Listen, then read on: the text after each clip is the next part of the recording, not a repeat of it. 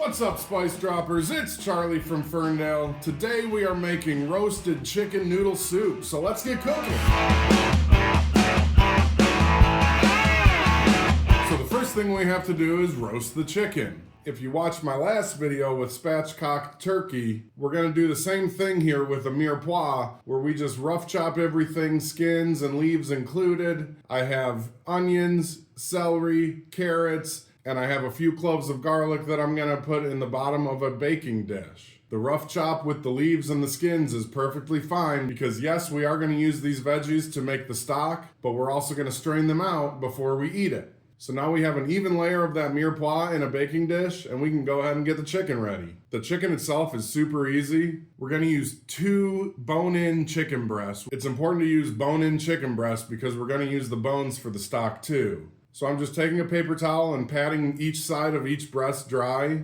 We only need 2 for the recipe, but I just had an extra one in the pack, so I threw it in there too. We're not gonna use that. Just lay your chicken breasts out over that mirepoix. Make sure they're not touching. We're gonna season these with some salt and pepper, but we don't really need to go crazy with the seasoning because we're gonna season the soup later anyway. Now that everything's ready to go, we can throw this in a 400-degree Fahrenheit oven for about 45 minutes to an hour. We just want an internal temp of that chicken at 160 degrees Fahrenheit. Okay, that dish is ready to come out now. Not only do we have roasted chicken, but we also have all those roasted vegetables that are gonna add so much flavor to our stock. We're gonna let this sit for about 10 to 15 minutes before we start making the stock. Or if you're like me and you have stuff to do, after that rest time, we're gonna throw this in the fridge and we can make the stock later. All right, I'm back and ready to go now. First thing we're gonna do, just take the chicken out so we can transfer all these veggies to the stock pot. Then we're gonna go ahead and cut the meat away from the bones because remember, we're using the bones in the stock. We're throwing the skin in the stock. Anything that adds flavor can go in that stock. But we wanna cut the chicken out because I'm gonna save that to cut later and add in later. And again, I have 3 breasts here, but we're only using 2, so just ignore that 3rd breast anyway. Once you make that first cut into the breast, you can kind of use the rib bones underneath your knife as a guide to get as much of that chicken meat off as you can. And then you can always go back and scrape and pull off whatever pieces you couldn't get with the knife.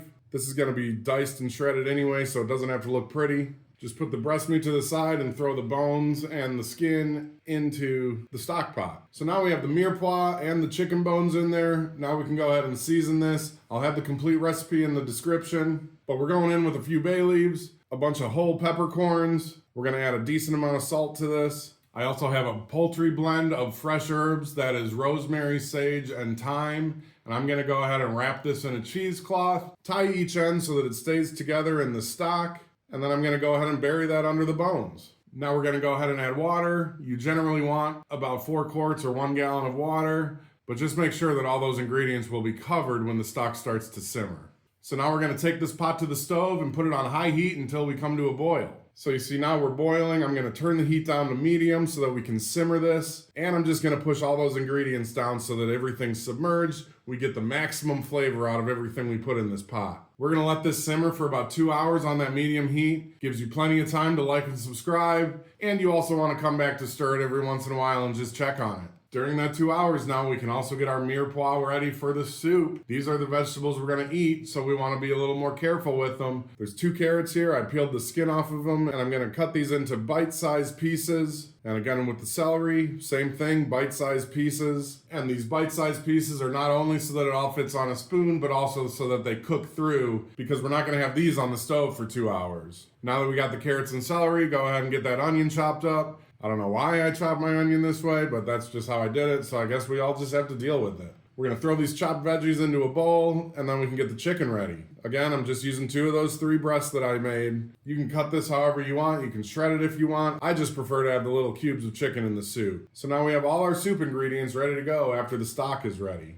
And look at that, it's been a little over 2 hours, the stock's ready to go. You can see over here I have a bowl with a strainer in it, and I also have cheesecloth doubled over in that strainer so that we can get all those vegetables, bones, chicken skin, onion skins, all of that out of there. And first I'm just gonna take some tongs, get the chicken bones out of there, the big pieces that you can see.